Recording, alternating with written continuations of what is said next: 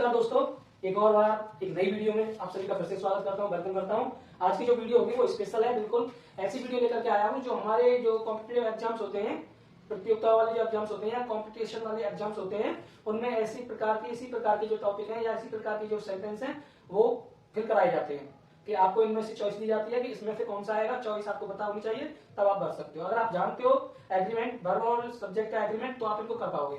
अगर सब्जेक्ट और वर्ब का एग्रीमेंट आपको नहीं पता है तो ये आपसे गलत हो सकते हैं। तो सबसे पहले हमें क्या सीखनी होगी, यानी सब्जेक्ट के साथ वर्ब का एग्रीमेंट और वर्ब के साथ सब्जेक्ट का एग्रीमेंट, तभी आप इसको कर पाओगे। चलिए मैं आपको वीडियो पर ले चलता हूँ, मैं कुछ सेंटेंस यहाँ दिखा देता हूँ आपको, ताकि पता चल जाए हमको करना क्या है। यहाँ पर दिया गया है नोबडी, उसके बाद दिया डैश, फिर दिया द ट्रुथ। अब बोला है कि नो आएगा कि नो जाएगा। एक तो KNOW दिया है और एक दिया है KNOWS, दोनों में से कौन सा आएगा? आप बताइए कौन सा आएगा, बता सकते हैं? देखो नहीं पता, चलो कोई बात नहीं। हम क्या करते हैं, पहचान करने के लिए आपको हमें बताना है। जैसे मैं यहाँ कुछ शब्द है, ये देखो यहाँ पे 3 शब्द हैं ऐसे, नोबडी, समबडी, एनीबडी, या फिर एनीवन, और भी और बहुत सारे हैं, एवरीवन, ऐसे और भी शब्द। अगर आपको ऐसे शब्द दिखाई देते हैं जैसे नोबडी आ गया, समबडी आ गया, एनीबडी आ गया, एवरीवन आ गया, एवरीवेयर आ गया, तो ऐसे शब्दों को सिंगुलर नाउन के साथ ही एग्रीमेंट करते हैं सब्जेक्ट का वर्ब से। अब यहां पे अगर ये सब्जेक्ट है हमारा, तो इसकी जो वर्ब होगी वो कैसी होगी? सिंपल सी सीधी सी बात है, सब्जेक्ट हमारा सिंगुलर है तो वर्ब भी हमारी सिंगुलर टाइप होगी। क्या होगी, कैसे होगी? अगर मैं यहां राम लिखता हूं तो राम के साथ इज आनी चाहिए, क्योंकि ये सिंगुलर है तो वर्ब भी सिंगुलर होगी, एग्रीमेंट पता लग जाएगा। दूसरा, अगर मैं यहाँ पे लिख देता हूं, जैसे मैंने यहां लिख दिया करण और उसके बाद लिख दिया एंड मोहन, तो इसके साथ ये 2 सब्जेक्ट हो गए, तो क्या करेंगे? 2 सब्जेक्ट हो गए तो हमें पता लग गया ये प्लूरल है, तो प्लूरल ही वाली वर्ब इसके साथ आएगी। अब बताइए आर आएगी कि जाएगी? आर आएगी इसके साथ। तो यह आपको मोस्टली ध्यान रखना है, जैसा सब्जेक्ट वैसी वर्ब। तो मैंने आपको बता दिया, आपका यहाँ पे नोबडी आ गया, समबडी आ गया और एनीबडी आ गया। उसके बाद यहाँ ये तीनों ही सब्जेक्ट माने जाएंगे। अब यहाँ पे आ गया द ट्रुथ। द ट्रुथ का मतलब सच्चाई। नोबडी कोई नहीं जानता, नोबडी का मतलब कोई नहीं। नोबडी का मतलब क्या होता है? कोई नहीं, यानी कि इसमें नेगेटिव है। नोबडी किसके लिए आता है? नेगेटिव सेंटेंस के लिए। कोई नहीं जानता सच्चाई। क्या नहीं जानता? सच्चाई। कोई मतलब एक की बात हो गया, कोई है ना, who one, no one, who one, no one, nobody, ऐसे। तो कोई भी नहीं जानता, सारे लोग हैं लेकिन किसी एक को भी नहीं पता। एक की बात हो रही है, कितने की? एक की। यानी सब्जेक्ट कैसे पता लगा? नोबडी या नो वन, ऐसे शब्द आते हैं। तो जब हमारा सब्जेक्ट सिंगुलर है और सेंटेंस प्रेजेंट का इंडेफिनिट है, सेंटेंस प्रेजेंट का इंडेफिनिट है, तो क्या होता है? जब हमारा सब्जेक्ट हम यहाँ पे लिख देते हैं प्रेजेंट का सिंपल हो, प्रेजेंट का क्या हो? सिंपल, तो हमें पता है सब्जेक्ट अगर सिंगुलर है तो हम वर्ब के साथ क्या लगाते हैं? एस या ईएस। तो अब देखो एस कौन सी में लगी हुई है, इस वाले में या इस वाले में? इस वाले में लगी हुई है, तो हम यहाँ क्या भरेंगे? Knows, nobody knows. क्या करेंगे? नोबडी नोज द ट्रुथ, कोई नहीं जानता सच्चाई। अब हमें पता लग गया कौन सा आ गया, इसमें ये नो तो आएगा नहीं, चलो ठीक है ये वाला आएगा, लिख दिया, करेक्ट हो गया। समबडी पर भी वही रूल लागू होता है, अभी बताया था। समबडी तुम में से कोई एक है ना, क्या फैक्ट, तथ्य को जानने वाला, तो इसमें भी हमारा नो नहीं आएगा, नो जाएगा, क्योंकि मैंने अभी रूल समझाया था। नोबडी हो, समबडी हो, एनीबडी हो, एवरीवन हो, ये सब हमारे सिंगुलर काउंट होते हैं। कैसे होते हैं? Singular count. जब सब्जेक्ट सिंगुलर है तो वर्ब भी सिंगुलर काउंट होगी, ठीक है। तो ये एग्रीमेंट है, ऐसे ही कराएंगे इसको। तो यहाँ भी हमारा नो आ जाएगा, नोज, एस वाला ये आ गया, ठीक है। एनीबडी में भी अभी वो तीनों ही संबंध रख रहे हैं, इसमें भी फैक्ट आया, इसमें भी फैक्ट आया, केवल ये सब्जेक्ट का अंतर है। एनीबडी कोई एक है ना, तो इसमें भी हम क्या करेंगे? नोज। तो इन तीनों में हमारे में क्या आ गया? अब आप एक बात समझ जाओ कि नोबडी, समबडी, एनीबडी, एनीवन है ना, एवरीवन, ये सभी में आप सिंगुलर वर्ब का ही यूज करेंगे। बिल्कुल क्लियर है? और भी सारे शब्द हैं, तो उनके साथ बस आपको क्या लगा देना है? सिंगुलर की वर्ब लगानी है, ठीक है। अब आप ये मत समझो कि ये नोज लग गई, ऐसा लगा दिया तो ये वर्ब प्लूरल हो गई, नहीं भाई। ये प्रेजेंट का जो हमारा रूल्स है, प्रेजेंट क्या कहता है सिंपल में, कि अगर सब्जेक्ट सिंगुलर होता है तो जो वर्ब होती है नोज, ऐसे लगाते हैं, वो सिंगुलर काउंट करते हैं उसको, ठीक है। अब अगला क्या रूल्स है हमारा? अगला टॉपिक क्या है भाई? A few boys. तो इसमें तो आपको कुछ नहीं करना है, थोड़ा सा समझ लो। यहाँ पे क्या लग रहा है? एस, वॉइस, नाउन कैसी है हमारी इसमें? नाउन कैसी पता लग रही है आपको? नाउन से पता लग रहा है कि भाई ये नाउन बॉय होता है, एक होता है बॉयज। एस लग रहा है तो सिंगुलर है कि प्लूरल, हमको खुद ही पता लग रहा है ये प्लूरल है। लेकिन मैं आपको फिर भी बता देता हूँ, यहाँ पे आपका होगा कि आ लग रहा है एक लड़का को, कोई एक लड़के, तो अ फ्यू बॉयज। क्या होता है कि जब हम काउंटिंग की बात करते हैं, some few boys, some boys या फ्यू बॉयज, तो बहुत सारे लड़कों की बात हो रही है, उसमें काउंटिंग में बहुत सारे लड़कों की बात हो रही है, कोई दिक्कत नहीं।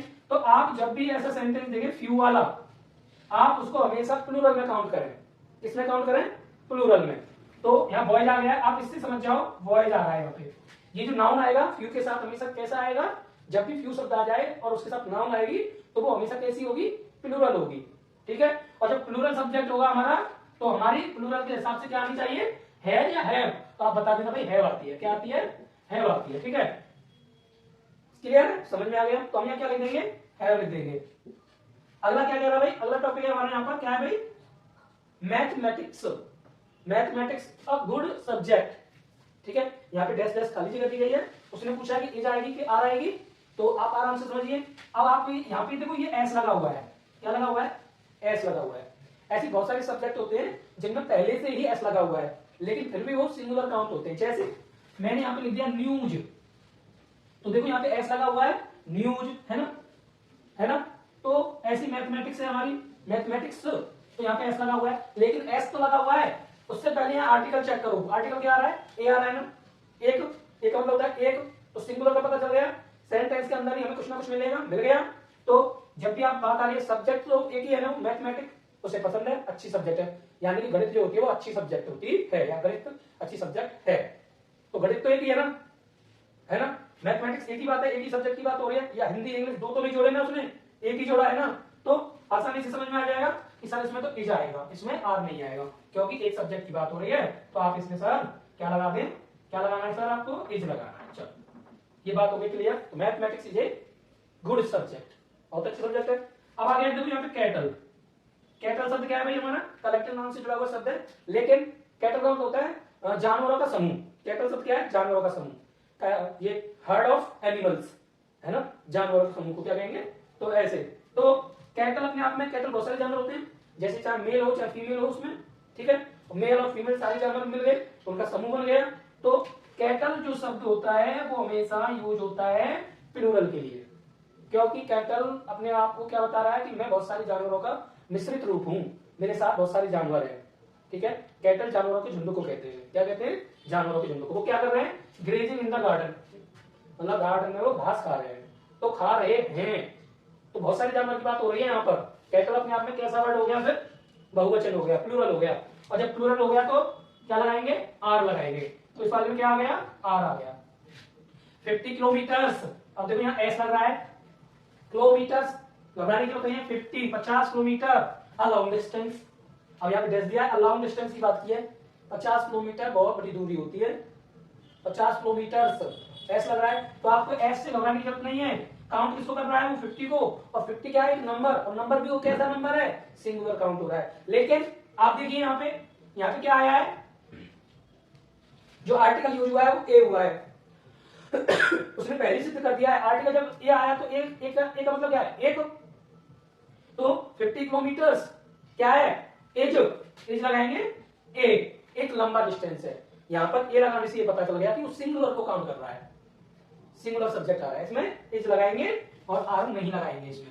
तो देखो हमारा हो गया अजय और एज वेल एज। ये जो एज वेल एज, ये जो शब्द आया है यहाँ पे, उसके पहले तो आया अजय, उसके बाद आया एज वेल एज, फिर उसके बाद आया फ्रेंड्स। अब देखो यहाँ पे एस लग रहा है, यानी कि अजय जो है वैसे ही जैसे Ajay as well as friend, मतलब जैसे अजय जाएगा तो वैसे उसके फ्रेंड भी जाएंगे।